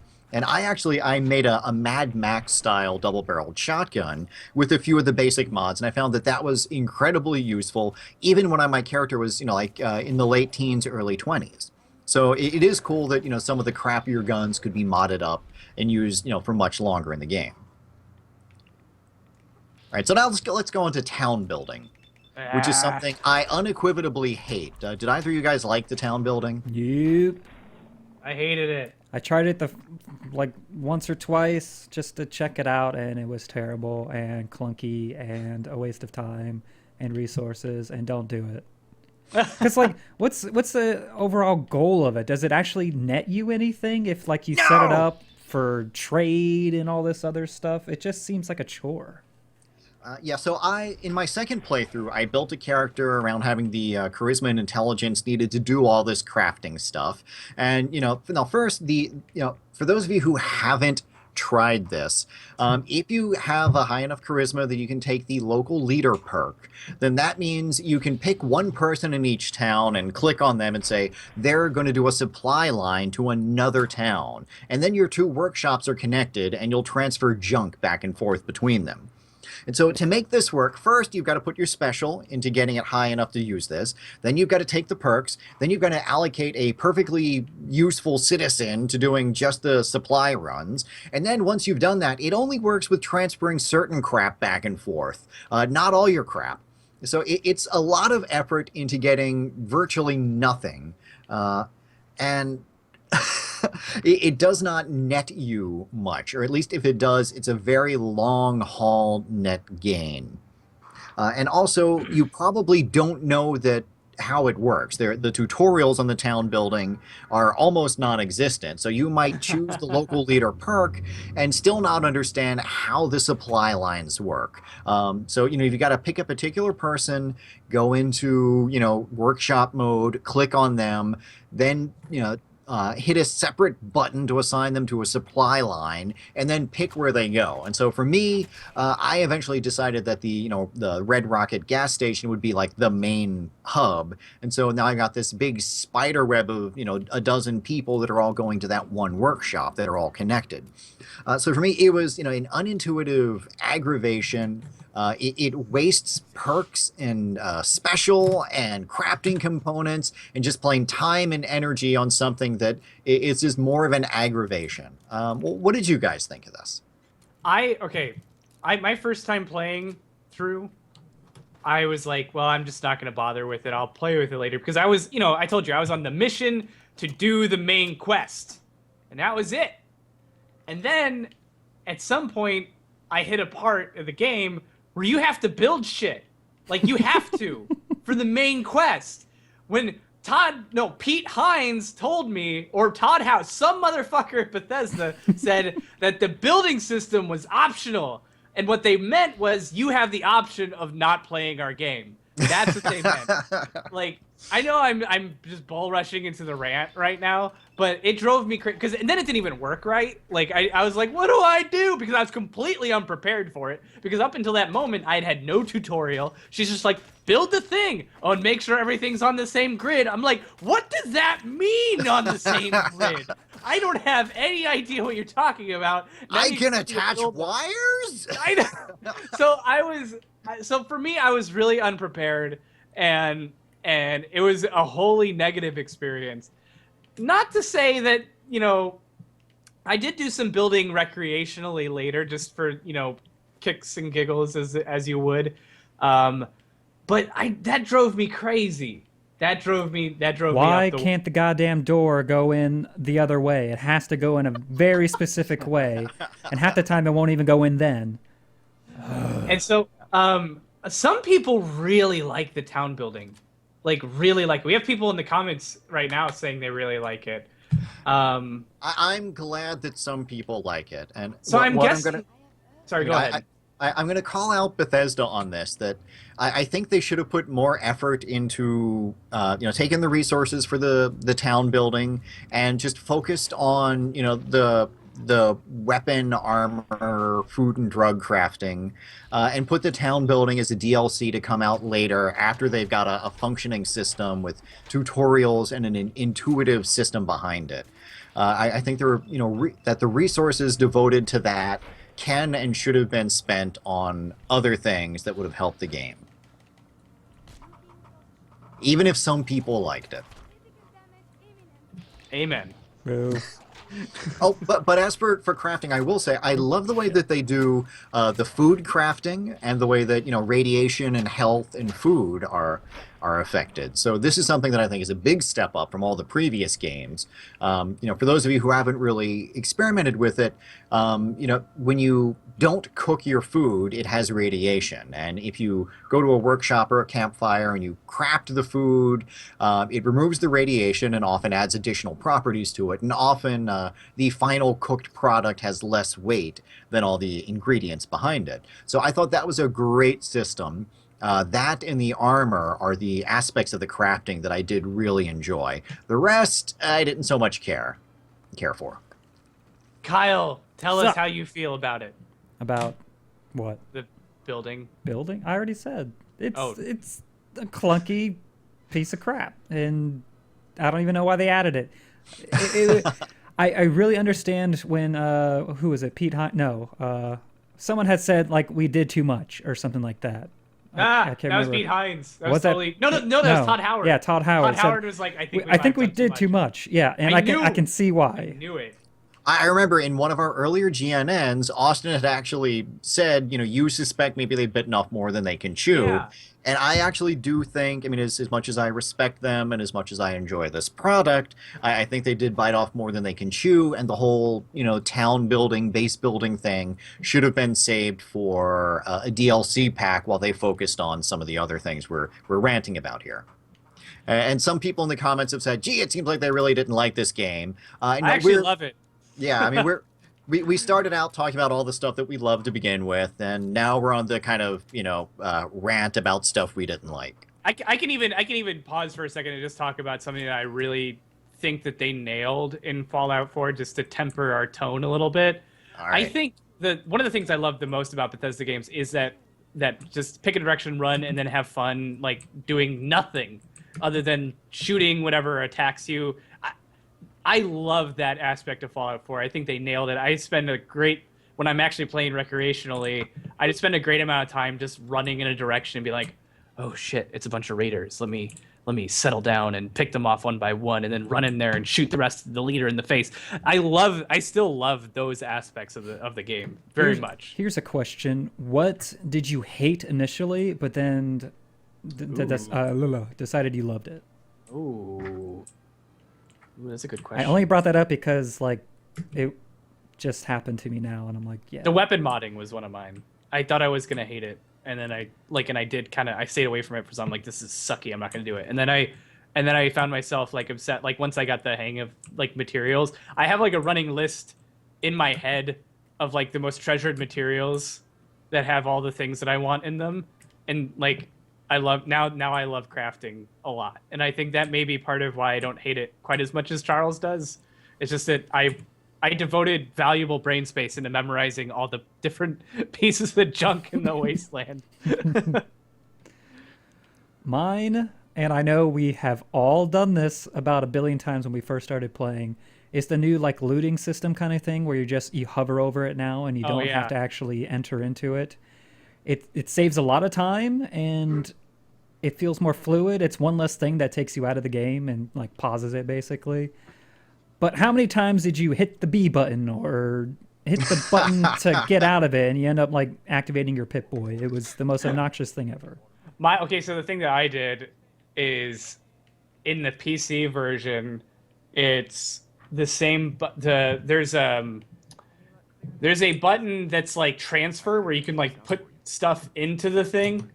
That's the same as the reload button. And so like every time I'm in a fight, like probably like 20% of the time now it happens when I'm in a firefight and I'm near a dead body or just a dumpster or something, I'll hit R to reload my weapon and I'll just like enter into the inventory of the dumpster. I'm like, damn it, no. But something else that has killed me at least a few times is after I've killed something and I want to switch weapons, I'm accidentally like looking at the inventory, the thing I killed, and I'm hitting the directional keypad, and it's like going through the loot. I'm like, no, I want to fucking change my weapon so I don't die right now, and I die. All right, Good times. So since we're on things that we all love, unequivocally, if I'm saying that word correctly. All right, so things that everybody likes. When I made a tweet about, hey, what's your favorite quest in the game? And almost everybody said the Silver Shroud. So I'm going to hold this up as a quest that is perfectly designed for the mechanics of this game. Yes. So what we have here is first... it uses the voiced protagonist. For those of you who haven't done the Silver Shroud, he's a radio character and a comic book character, and when you're dressed up in the costume, you have the option of speak as the Shroud. And that's so much fun! Justice is always fun! My favorite part of that quest is the direction and the voice acting is that your character will stumble occasionally thinking of like dramatic words to say. Be like, justice never sleeps in the town of here, the Commonwealth. All right, so now something else is it gives you, upgradable armor. It gives you a weapon that's unique that you can customize afterwards. It's something that there's a tie-in radio show, and even though this isn't a mandatory quest that's on the main quest line, it's still something that you will almost certainly stumble across it through the radio show, or because the main contact is in a place that you have to go, the very same building that you have to go for the main quest. So I have to really commend Bethesda and whoever designed this quest that they found something that is perfect for their mechanics and their setting. And it also uses the established lore of Hubris Comics as well. They do need to, I think, patch it so that if you acquire the uniform of the Silver Shroud before starting the quest doesn't trigger unless you go out of your way to find the guy. So that can be a little annoying. That happened to me. That's why I missed it. Ah. So I did it this morning, though. And like it surprisingly long quest. Actually, it took me like 2 hours. So it was a nice little distraction. I'm in the middle of it on this character. Do it. Oh yeah, it's terrific, and you also have essentially an alignment option where at the end you can. You can save someone or not react properly and maybe they'll die and then you'll miss out on stuff that, later on if you don't do this optional part of the mission. And, and the problem with making an open world game like this is that you're constantly getting quests where it's like, hey, go to location X, kill boss name, acquire item Y, then return to quest giver. It's like MMOs. Yes. Yeah, it is the MMO model, which is becoming like ubiquitous Standard? in the gaming world, like for single player games. And it seemed like that was a huge part of Dragon Age Inquisition too, which is like why is there so much MMO in my single player game? Anyway. Yeah, I'm a huge fan of City of Heroes, which is a defunct MMO. And you play on an independent server. It actually had a bug in it at one point where you would get a quest, go kill boss name. Oh, actually, my headset just died. If you guys give me a second, I will be back. I can't hear you right now. Oops. Talk bad about him. Charles is a goofy man. He's just saying that to test us. Sitting here watching you play has made me start playing. I'm podcasting while playing. It's not as hard as it seems. I was like, how is Kyle responding? It is Okay, kind of. I'm back. I can hear you. Were you guys making fun of me while I was gone? People in the No. comment No. section, were they making fun of me? What were they doing? Nothing. You were called a poo-poo head by Leo VR. Oh, I see that, Leo VR. So, what's next on the agenda? Well, let's talk about, let's get back on the positive bend here and talk about favorite quests that aren't the Silver Shroud. Kyle, you actually wanted to go on a bit of a rant about the Museum of Witchcraft. Oh, that one. I just felt like, and for those who don't know, it involves a death claw and egg and stuff, and I just felt like it was such a missed opportunity because you have this egg and you have a choice of what to do, and I thought like if I did one thing, it would involve it hatching, and maybe it would be like imprinted on me like a damn chicken. I don't know. I thought that would happen, and I thought it would like me, and I would be able to train it like after a certain amount of time or something. Like maybe a week, I go back and it's hatched, and like it sees me, and it's like, oh, mama, and then like all of a sudden I'm it's my companion now. Now it's like dog, except it's mine, and he attacks shit. I don't even care if he's not like full sized yet. He's like just a little toddler Deathclaw. How adorable would that be? You never see a little baby Deathclaw running around attacking shit, especially when you command it to. I hope they do. I want baby Deathclaw, but I want it to have like a bigger head than it should. I want it to actually look like a baby Death. I just don't want a scaled down. Yeah, I don't want it scaled down of a Deathclaw. I want an actual baby looking version Deathclaw. of a baby Murloc, but for, yes. Oh my god. Right. it has some sort of adorable cooling noise. Yeah.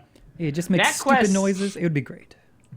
That zone was really well designed, though. I was actually kind of disappointed at what the reveal was, but the lead up to it was kind of nice. I was like, Oh, what right. the hell's in here? I feel like I was like, what the fuck is that? all of a sudden playing a horror game. I'm like, there's like jump scares and stuff. I don't like it. And I had Piper with me, and the one thing I really like is that the companion, at least Piper does, she'll respond to like the environment sometimes. And if you're in like a really well-designed area, she'll say something very specific to that area. And for that one, she was like, what the fuck is this stuff in here? Like, she was terrified. And it made me more scared than I probably would have been just by myself. So yeah, that's a fun place to go. I recommend that anyone going to the witchcraft area. Right, But yeah, I'm just gonna the say, actual quest that comes from it is not the greatest, I feel. what did you guys do with the Deathclaw egg?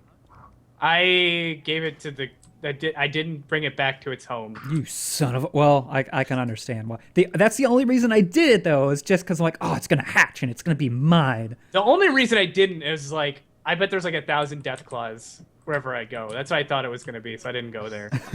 And there is, but yeah. there's also another reason to actually go there, though, which is kind of like the reward for going there, basically. I wonder if I can just go there and do it then. Yeah, I'm sure it'll be there. You just Without, won't know where to return go it. because you won't have the marker, but that's what Oh, but the I have the wiki's map for. location because it gives you the map location. Oh, yeah, so you haven't turned it in yet? Yeah. No, I have, but it's in my it's marked on my map as a zone you can go to. Oh, but it's Right, not. so did you guys romance anyone? We were Yeah, talking Piper. earlier. I Oh, you romanced romanced Piper. Okay. Very much like in the real life, I have no game, so I still have not romanced anyone in this game. Oh, so you're role playing yourself. Basically, if I was a big black man, then yes, I would be playing myself.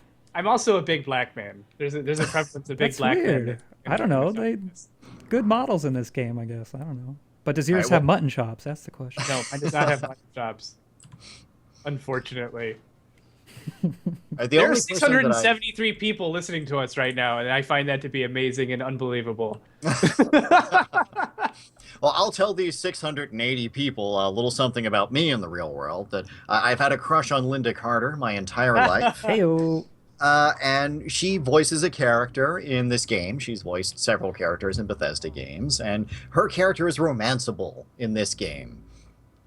So Yeah, my first time through the game, I was deliberately not playing a high charisma character because I didn't want to talk my way through missions. This time around, though, I did so I could take the local leader perk. So I successfully romanced imaginary Linda Carter in this game, which I'm very happy that I did.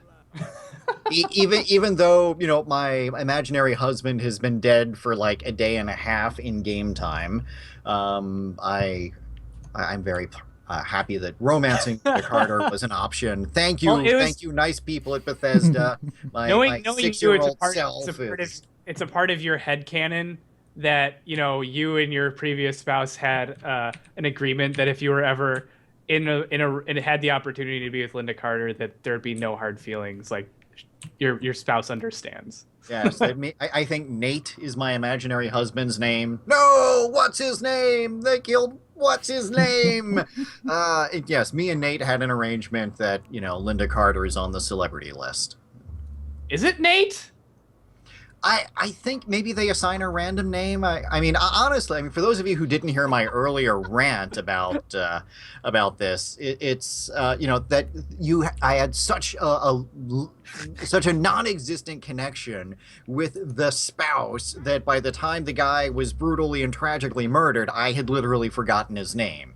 So that's the whole genesis behind this. And then I'm banging Linda Carter, like a day and a half later.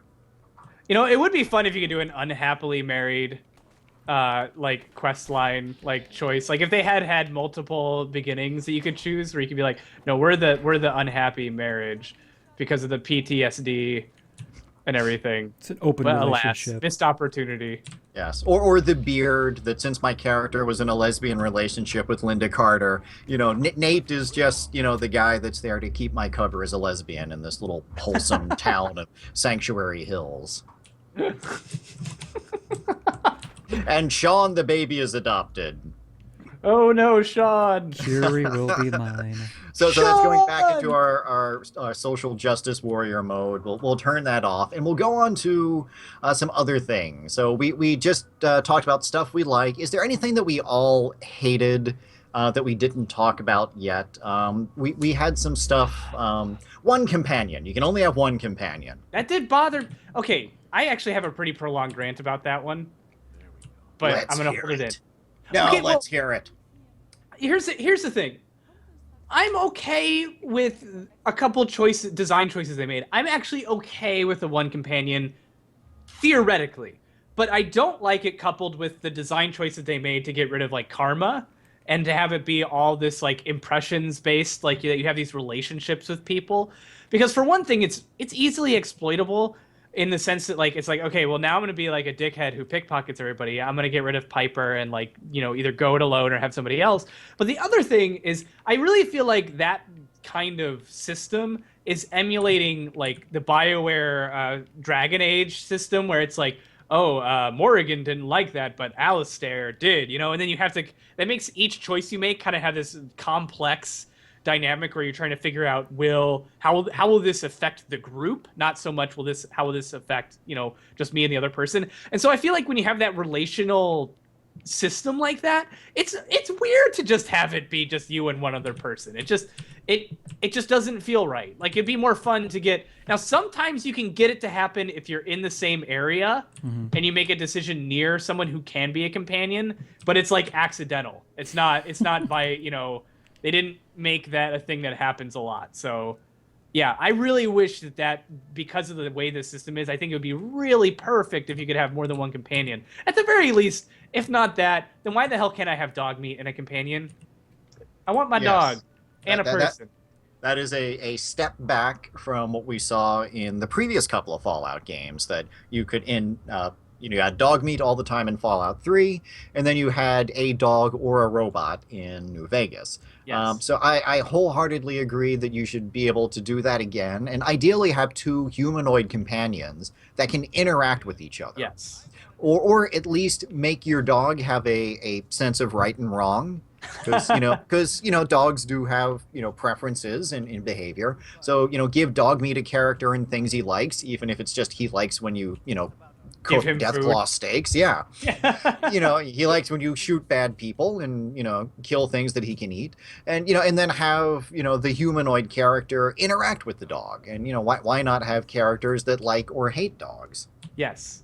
Like a certain Fallout themed machinima series that just wrapped up. Edna's a bitch. I didn't write that line, just so everyone knows. Oh, really? You didn't? I didn't do that. No, see. I wanted to save the bitch reference. Well, first I didn't want the characters to hate each other that much, but I wanted to save the bitch reference for later when we say karma's a bitch.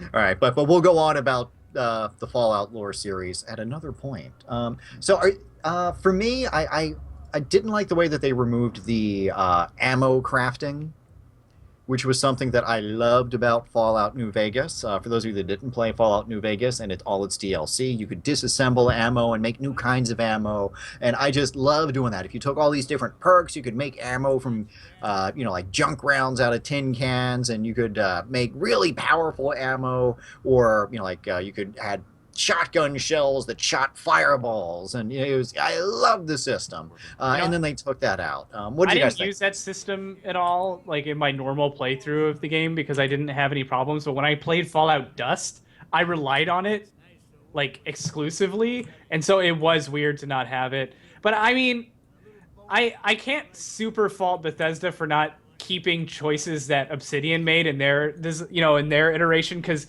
Bethesda really, as I've said this a couple times, they're really acting like New Vegas never happened for the most part.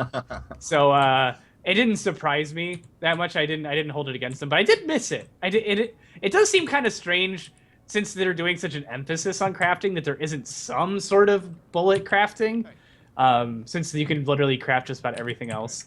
And because I'm always running out of 10mm rounds, it'd be nice to be able to do something. Kyle? So yeah. So I'm I'm trying to flirt with Curie right now, and I'm so distracted. You robosexual. You were right about that, by the way. Oh, thank you very much. Look at her; she looks amazing. I guess spoiler alert. You can flirt with Cleo, I think her name. Kind of. You can kind of flirt with Cleo. I consider all my interactions with Cleo to be flirting. Well, because there's a lot of double entendres and Yes. stuff going on, but I'm a woman, baby. Yeah, I'm gonna save my social justice warrior rant about Cleo for another time and place. But there will be one about that particular theme. For those of you who follow my work, I have strong opinions on such. But we'll say that for later. Dialogue. Speaking of flirting, we have, dialogue options: flirt, threaten, more money. So it's getting a little bit into, I think Mass Effect was the first game that really, used that idea of you get vague implications of what the character is going to say, but not specifics. Mass Effect did it better. I'm just going to say that right here. All right, so go on. What do you feel about what we had here? Well, I mean, I get it. I like this. They've done a lot of streamlining. Like that's kind of like the design choices of like video games of the past like 5 years. Really, it's like been like how streamlined can we make every interface? But I think they went too far with the prompts on this one, because with Mass Effect, there was an element of not knowing what you were going to say when you picked a specific option, but you usually had a pretty good idea. You just didn't know exactly what the execution would be. And they did a good job throughout the game, kind of training you. Like the good options would always be, at the top, and the bad, like the jerk options would always be on the bottom, like stuff like that. I find myself quick saving conversations a lot, which is actually a nice mechanic. Like at least I can do that. For those of you who don't know, you can actually quick save in the middle of a conversation and quick load, which can't be used for save scumming, but I actually use it just as an insurance against, like, do I even know, like, is my character going to say what I want him or her to say right now? And I guess the part that really bugs me is that I just see the same option all the time. It's like sarcastic and and what's the other one? It's like Flirt, and there's a few others that are like recurring themes. And I'm like, Speak as the Shroud. and so it was, I don't know, it just felt strange to me, and I didn't like it. That's all. Especially Flirt. But no, especially sarcastic. So it's like, do you want to be a dick right now? It's just like, I guess I'll be a dick right now. The biggest issue, I guess, for me was a lot of times I didn't really know what my character was going to say based on the cues it gave. So I was just like hoping it would say one thing based on what it said, but he said something completely different and he sounded like a dick, and I hated the fact that he said that. Yes. So I was like, damn it. Yeah, I do think it's a mixed bag, that some of these, it's like demand, bribe, or threaten. It's very clear cut. I want more money, or, scare the bad guy off, or launch an attack. And, so for some it's very clear cut, and for others, it can end up backfiring on the player with repercussions. Yeah, I think there could be a better conveyance overall with the dialogue options. Now, I have to say, I actually like the dialogue in general in this game. I do feel that it's a leg up from and a cut above the previous Bethesda developed titles. And the way that people interact with one another is a lot better and a lot more interesting, and the actual delivery is significantly better. There's still some weird stutters occasionally. Like, I have this weird thing happen with audio logs all the time, where it's supposed to be like one person talking a bunch or two people having a conversation, but there will be like a 10-second pause in the conversation. Like, they'll be like, what do you think about that? 10-second pause. Well, I have these feelings about it. It's not a dramatic pause. It's like either a badly edited audio file, or like they have more than one audio clip and it's not loading quickly enough. Like, whatever the cause of it is it drives me up the wall. It happens all the time. Okay, so since we're going on a rant here, bugs. I've been playing. I've been playing the PlayStation 4 version, and I don't think I've ever had another game that did the PlayStation equivalent of crash to desktop, which congratulations, they found a way to make me crash to desktop on my PlayStation, where the game would just a couple of times it just shut down in the middle of a session. So what systems are you guys playing on, and what bugs have you come across? PC. Couple of really irritating bugs. This one that I'm about to talk about hasn't happened in a long time, so I don't know if they patched it while I wasn't paying attention, but it did happen a bunch in like the first 40 hours I played. It was my Pip-Boy button would just stop working. It just wouldn't work. You'd hit tab, which is the Pip-Boy button on PC, and it wouldn't come up. But the thing is that you could get your Pip-Boy up. Like, if there are other hotkeys, like there's a map hotkey that will bring the map up. So if you hit M, it brings your Pip-Boy up into the map, but then you can't get out of it. And if you're in your Pip-Boy, you can't save. So hopefully you saved recently, because quick loading and loading of any kind won't fix the problem. You have to close out of the game and open it back up to fix it. That one was probably the most infuriating when it happened to me. I feel like it's not just the Pip-Boy, though. It's the actual UI itself kind of just stops working occasionally. Like, even my gun stops showing up. Oh, yeah. Things that won't load. Irritates me. Where I'll hit, like, a favorite button to have my gun come out, and it won't happen, like, at all. And then sometimes it will happen that he will, my character will hold his hands out as if he's holding the rifle, but it won't be there and it won't fire. And so yeah, that drives me crazy too. That one's another one that happened is I was doing a main quest. And I have to just say, like, in previous titles, I found a lot of the bugs in Bethesda games really charming, but like these ones were just straight up frustrating. Like, they weren't like a person hovering above the ground and then disappearing into nothingness. These weren't like giants falling from the sky. These were like just irritating, like game destroying experiences, and I hated them. And in a lot of ways, I feel like it's inexcusable. This is not a new engine to Bethesda. They have a lot of experience building in this engine from Skyrim and doing testing and bug fixing, and and I've heard these same bugs appearing for people all over the place. So it's like I find it hard to believe they didn't come out in testing, and they bugged the hell out of me. And it makes the game that I know they spent 6 years developing. It makes it feel like they rushed it out, which is crazy because they spent like a half a decade making this game.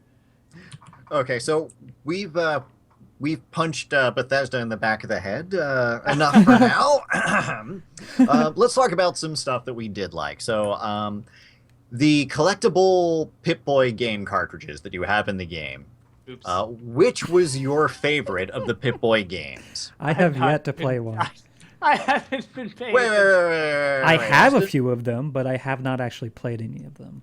Yeah, I'm in the same boat actually. I don't What even do know. I have? How do you even start it? I don't even know. You Is go it in to, What your, the hell? it's in your Who the miscellaneous? hell are you two? Let's see. You go to your inventory. Miscellaneous. Is it in miscellaneous? This isn't a pain in the ass or anything. Oh, I have to say that I hate there's something about the organization and inventory. I'm always losing stuff. Let's see. All right, we're being I have positive Atomic now. Command. Tell me about the awesome Pip-Boy games. Atomic Command is fun. I played that on my actual app. Let's see. I don't know I where know it I have is. another one. All right, have you guys played the Grognak the Barbarian RPG? I just found it. I'm turning it on now.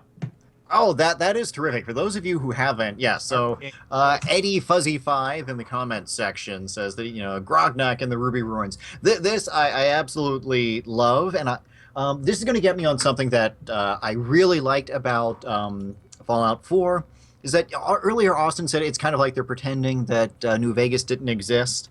Yeah. So now that they've had 2 games on the East Coast, Bethesda is creating their own Fallout lore and backstory and playing on things that they've previously established. Yes. So I like that, they're deviating from what Fallout used to be in many aspects, but now they're creating their own continuity. Dealing with their own version of the Brotherhood of Steel, their own version of the Super Mutants, and things like Hubris comics and the Grognak video game. So this is something I really like. That as the franchise goes forward, they're going to be developing their own Fallout that's maybe a little different from the Fallout that we've known for 20 years, but it's a coherent world that they're creating. So now that you guys have... Oh, there we go. We can finally see the video of you playing Grognak in the Ruby Ruins up there on the screen. It's an old school RPG. I love it. So, yeah, How long is it? I think I might actually play that.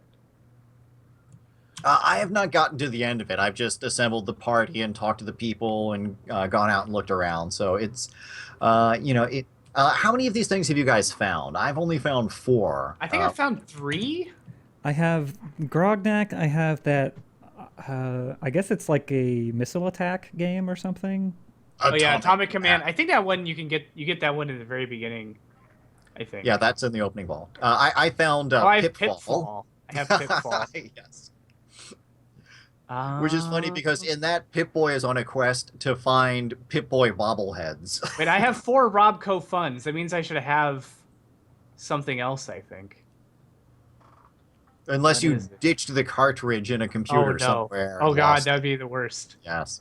All right, so for those of you who are playing, for those of you who are watching, what were your favorite Pip-Boy games? Because I understand there's a lot more in the world than what apparently the Shoddy Cast team Zeta found. Invaders. It's Space Invaders. Ooh. Oh my god, it is Space Invaders. This is fun. All right, great. So now in the middle of our podcast, we're all playing on our iPhones here. All right, so someone in the comment just pointed out something. Not to bash Bethesda more. This will be my last bashing of Bethesda Oh, I'm for not done. the next couple minutes. Okay. Someone pointed out Kellogg's age. So this is a little bit of a spoiler, but it's a real jerk-ass spoiler. Kellogg That is a one lot was older than he lazy. looks. That So was this is lazy.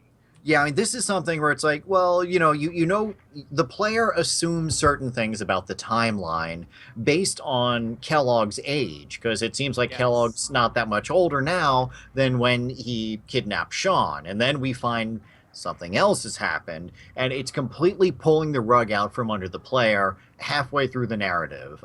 So this, I thought, was cheating in order to cram in an outlandish plot twist. It What did you feels. It really feels like a Deus Ex Deus Ex Machina, like through and through. Like they wanted to have a gotcha moment, but I don't know. It felt cheap. It didn't feel like they earned that gotcha at all. Yeah, and I think they could have done this exact same story, but left more hints in some way, like maybe aged up Kellogg in ways that only the eagle-eyed would notice. But no, he's the same character model, like through and through, and that's actually quite irritating. That like after the amount of time that has passed, that he literally he didn't even buy a new pair of shoes. Are you telling me after that amount of time, like I can't even keep a shirt to last for 10 years. And you're telling me he hasn't changed his wardrobe in the amount of time that the game has been progressing. Maybe he Bullshit. just owns a lot of the same clothes. It could be. His whole closet is just full of the same outfit, like Doug. That's a deep cut reference. All right. All right, we are 12 minutes away from the end of our final podcast. So I want to save a couple minutes at the end for us to shamelessly plug upcoming ShoddyCast products. But for the next 5 or 10 minutes, I want to talk about the endings. And without going into spoilers, it seems to me that the way Bethesda did the ending of this game deviates drastically from the endings of all the other Fallout games. Yes, it does. So without saying, what happens in the storyline, tell our viewers what you thought about the way that the ending is revealed. Well, first of all, I have to say that it feels like the game should have ended like 40 minutes, like 10 hours before it actually did. There's some huge pacing problems, I feel, from the way they did it, that you reach this point in the game, and then it's like, oh, that's the climax. I reached the climax. I'm at the climax of the game right now. And then the game keeps going on for a lot longer than that. So that was kind of strange. But then from what I was reading, I've beaten the game twice and gotten slightly different endings. Is that the endings, there's two. There's more, I think there's 2 ending monologues. Is that correct? Is that jive with, and they don't have the different slides, I don't think. Yeah, they're the same thing regardless. Yeah, Yes. you get basically a non-ending, so that it fits under almost every context, is basically what you get. So Kyle, you mentioned the ending slides. Elaborate on how that used to work and how it didn't work here. Oh shit, if I remember. I remember there's more of them, and it changed based on your actual choices you made, like who you sided with and which factions you helped out and whatnot. So overall, you actually felt like you contributed to the future of the wasteland that you were in. And again, it really changed based on the stuff that you did. But in this one, it was pretty much 3 slides and the end, and you're back in that wasteland like nothing happened. Yeah. Yes. So yeah, I drastically prefer the old way of, you've got your main ending cutscene or slide, and then each faction, each town that you interacted with over the course of your storyline, you get a little bit of talk about what happened to them. Usually Ron Perlman giving a very serious narrative about what happened. Was Ron Perlman in this fucking game, by the way? Ron Perlman has a voice cameo as the news anchor. Is that what it the is? pre-war days, yes. I was like, okay, crap, I totally missed that. Because I was like, I remember Courtney Taylor when she was with us talking about Ron Perlman being around, and I was like, Ron Perlman's not around. He's not doing anything. Damn it, I missed it. I missed my Perlman. Oh, and now speaking of Courtney, if you play the female character, something that's a weird narrative disconnect occurs. That the opening monologue is the male actor by default. Yeah. It's Brian saying war never changes and going into his long thing. But if you play the female character, it ends with the female character giving the final monologue, but it's she's not the person that started telling the story. It's like the story is begun by one voice, and then if there's anything that I've learned, it's then suddenly it's Courtney giving the final monologue. So She's stealing lines from her dead husband. yeah, it's. I think that at some point early on in the development, somebody was like, "Oh man, I got a brilliant idea for how to create your character and choose your gender. It's going to start with this couple, and whichever one you exit the mirror as, that's going to be the character you play." And then there's just this mountain of problems caused by this little mirror character creation system. And it's like at some point, somebody just wanted to do that so damn bad that they didn't care about how many problems it causes. So I do have to bring this up because I wanted to bring it up from the beginning and I didn't get my shot. But Kyle mentioned armoring up fedoras. And you were like, what the hell's up with that? And the fact that you are like, what the hell's up with that, drives me crazy. Because that is a core goddamn game mechanic that's locked behind one quest for the railroad that if you miss it, tough shit, you missed it. And it's the ability to mod clothing so that it has not just like some armor rating, like an actual like the best, like, straight up like great armor rating, like 100 DT like armor rating, like really high.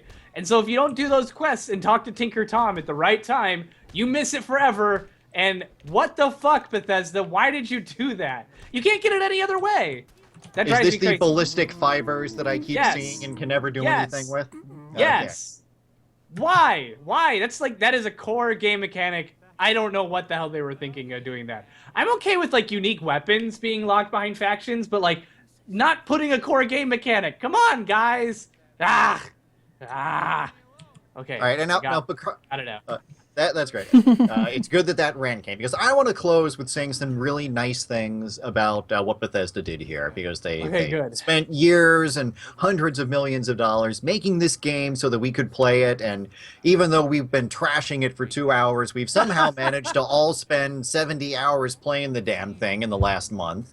So clearly, for everything that we hate about it, there's something we like.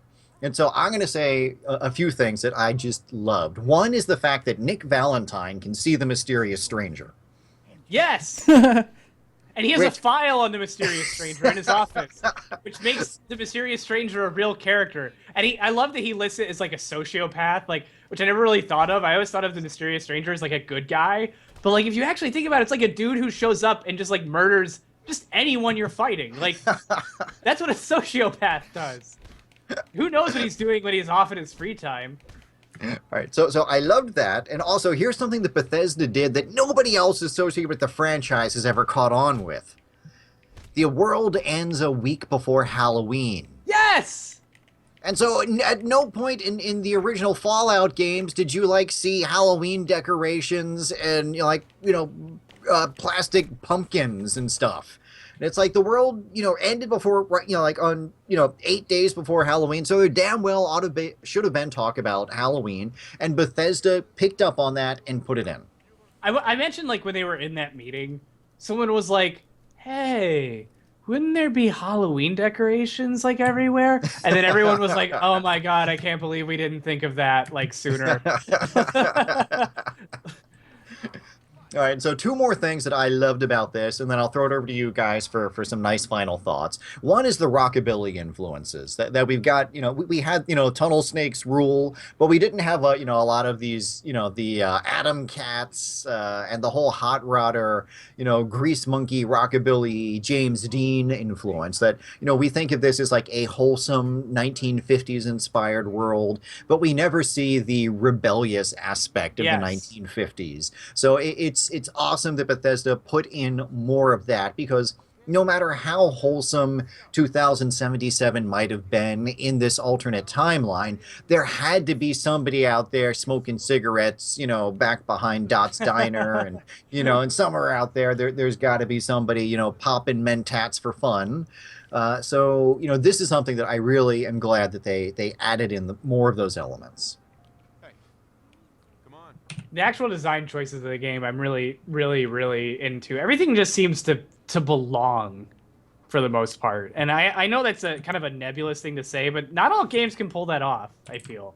But so Bethesda did a really great job with that. Something they didn't do a good job with is apparently since I had this goddamn perk where I attack in like a cleave fashion, where I'm doing damage to multiple people in front of me, it kept screwing up this goddamn quest, so I had to do it 3 times in a row now. And still it didn't end right because freaking Travis all of a sudden pulls a gun out and starts shooting them. It's like, you're supposed to be punching them, not shooting them dead.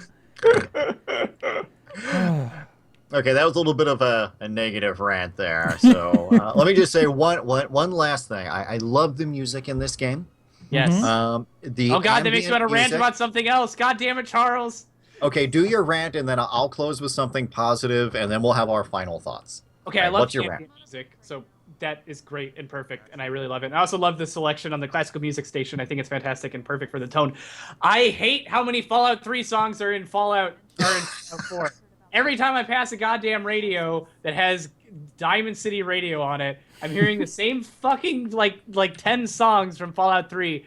I remember there was a quote in an article where like they were like, yeah, we have like 3 times the amount of music that we had in Fallout 3. Well, you're kind of cheating by having like a third of it be remake, like the same fucking songs. But now I'm okay. I'm okay. All right, I've heard so some of the new ones and they're good. all right, so something about the songs. There's a Brotherhood of Steel mission where you're gunning people down from inside a vertibird, and I remember while playing that, I was like, you know what this needs? This needs Flight of the CCR? Valkyries. Just no. It needs to be just like that scene in Apocalypse Now where they're blasting Wagner. And so I turn on the classical music station, and what's playing at that exact It's moment? like they knew. They knew. So if that was deliberately scripted to happen that way, you guys are awesome.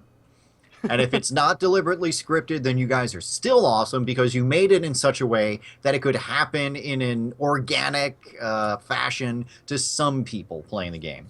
All right, so unfortunately, it's almost 5 o'clock. What do you guys have that you'd like to shamelessly plug for people to hear about in the near future? Or any final thoughts on Fallout 4? Well, I know that we've got I don't know there's all sorts of stuff happening that I'm not even sure all of it. There's lots of things in the works, but there is my show, The Rethinking Show, which has a new episode next week, which will be on Fallout 4 finally. Because I couldn't put together an episode before I left. I did it on Alduin or Alduin. There's multiple pronunciations, people. I promise. Someone says Alduin. Someone, it might just be me. That's okay. In spite of all of my gripes, I really do enjoy Fallout 4. I think it's important that these things get pointed out regardless because this is how games get better. You say this is bad and this is why it's bad and this is what it should have been instead. And then developers, after they listen to some of it, so I think it's about, like, my biggest thing is it's about time that Bethesda releases a game that doesn't have a bunch of crappy bugs in it. Like, that's my big, like, it's not cute anymore. Like, I know that you're just like 100 people in a building, but like you're making like big titles, okay? Like, and you're owned by ZeniMax. You're not like you're not above bug fixing. So fix the bugs, man. Fix them. Don't release a game with that many bugs. That's my main gripe. The rest of it is just kind of nibbles, like little things that bug me here and there that, like, I guess I could eventually mod out. And like, especially since some people like the things that I don't like it's just kind of one of those, it must just be my sense of taste. I can't, not every game, every person's going to like every aspect of it, but I've spent so much time in this game and I love it so much in spite of its flaws. True. And hey, Someone in the comments pointed out it's not Ride of the Valkyries, it's Flight of the Valkyries. So I just no, but Valkyries fly down from Valhalla to the battlefield. So yes, they fly, they don't ride. But Kyle, you were going to give us your final thoughts. Well, first of all, I was gonna say I'm looking forward to the next rethinking, whatever it's gonna be on. We have supposedly, possibly more musical renditions of Fallout songs. I heard rumors of that. Yeah, we have the piano one and a Kate, but also possibly a violinist as well. Ooh. So that is very much in the early stages, though. We're kind of still talking with them and whatnot. it's looking like we are, at least a couple of us or one of us, I don't know. We will have a presence in PAX East. I know, Charles, you will be there, and I guess we're looking into doing some extra stuff this year. Hopefully that can work out. But it looks like at least one or two of us will be going next year, so that will be in April, right? Is it in April? April in Boston. Boston? We will be doing one or more Shoddycast panels, maybe a screening, and I will certainly be there, just hanging around, being a big cosplay nerd in Boston, running around in my Fallout outfit. And so hopefully, aside from the panels, we could maybe have a Shoddycast meetup. There's a tabletop version of Fallout Tactics. I think we've got to organize a big Shoddycast meetup where we all get together and play and actually do that in person. So it's gonna happen. Can I just say I'm happy there aren't microtransactions in Fallout 4, like, in spite of everything else. It's like, thank God they didn't try to sell me junk components with real money, because it would have been so easy to do that. Yet. Would you like some adhesives for $1.99? Oh, I hope not. no, lunchboxes with random goodies that can come out. Oh my God, those are so cute. You might get adhesives. I like the sound it makes when they open. Except for that one time that someone put a lunchbox mine right in the middle of 3 lunchboxes. I was like, which one is the one? Oh my God. Yeah, that was a pretty brilliant design thing. The nonverbal storytelling has been really good in this game too. I've run across a lot of, like, you know, just the setting telling you a story. I ran across, I keep talking about this one because I loved it so much, where I was walking through a building and I opened a safe and the wall was blown out and there were skeletons and money everywhere, and there was a car out back, and it was clear that someone was robbing a bank when the bombs fell, and there was just the remnants there, and I was like, this is so cool. I love stuff like that. I came across a trailer where you walk into the trailer and there's a skeleton there, but there's no skull for the skeleton. And then you see there's a gun lying on the floor, a jawbone, and part of a skull nearby. And then on the other side of the room is a skeleton in women's clothing lying next to the bed. And so it's obvious that after the apocalypse struck at some point, this man, either he killed his wife and then committed suicide, or his wife died and then he killed himself afterwards. And it's so tragically sad. And, you know, somebody out there, you know, crafted that little scene. Didn't make a quest about it, as far as I know, but just put interesting things there to tell a story. So yeah, the nonverbal storytelling is terrific. I hope there's a Roach King somewhere out there in the middle of the glowing sea. The Roach King's son. All right, so it's a little after 5 now. So all of you who've tuned in for the last 6 months listening to me and Austin and our special guest Rant, thank you for joining us. We will be back with more GNN at some point in the future after DLC has been announced or we've been able to play substantial updates. So we will be back at some point in the future, albeit at a irregular schedule. And Shoddycast has numerous products coming up that I don't think I'm at liberty to discuss, but things are being made that we think the community is going to love. Or they won't. We don't really give a shit.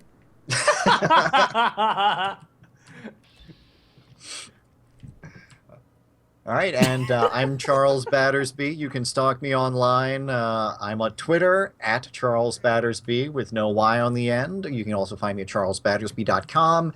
I also write for freelance for a few different organizations, so you'll be able to catch articles I've written every now and then. I have secret projects in the work that I can't reveal right now that aren't necessarily Shoddycast related, but if you stalk me online, I have things coming up. Austin, Kyle, where can people cyber stalk you? You can stalk me at AR Horrigan on Twitter, and that's about it. Also, the Shoddycast Twitter and Facebook page, which Kyle also is an active user of. You can usually tell who's who. Kyle is usually the image meme person, and I'm the one making like jokes that, like, why are, like, am I making those jokes? They're like dad jokes meets like weird esoteric like performance art. Like, so yeah, I don't know what I'm doing most of the time, but mine are usually sexist or in some way it's going to offend someone. So You've only made the one, the Zeta alien one, and I was like, I'm putting it up. I can't not put it up. I don't know. I realized I had the picture that I took when I first saw the crash thing, and I'm like, I'm gonna use this at some point, and then for some reason Mine that popped crashed, into my but head. I can't find where it is. I just followed the streak in the sky and hoped I would find it. Well, I heard the noise, but I didn't see anything. And then Piper's like, "We should go check that out." I was like, "Check what out? Where is it? I'm never gonna find it." It was nighttime and stuff was on fire, so that's how I found it. So there you go. All right, guys, and final thoughts before we call it a day. Play more Fallout 4. I like it, even though I bash it. Yes, we all love it, even though we've spent 2 hours pretty much trashing it. So we'll be back in a few months to talk about how the GEC is working out, as well as all of the updates and the DLC. So we will see you guys in the future. For the last time, for the time being, I'm Charles Battersby. And I'm Austin Horrigan. And I'm Kyle Yaba.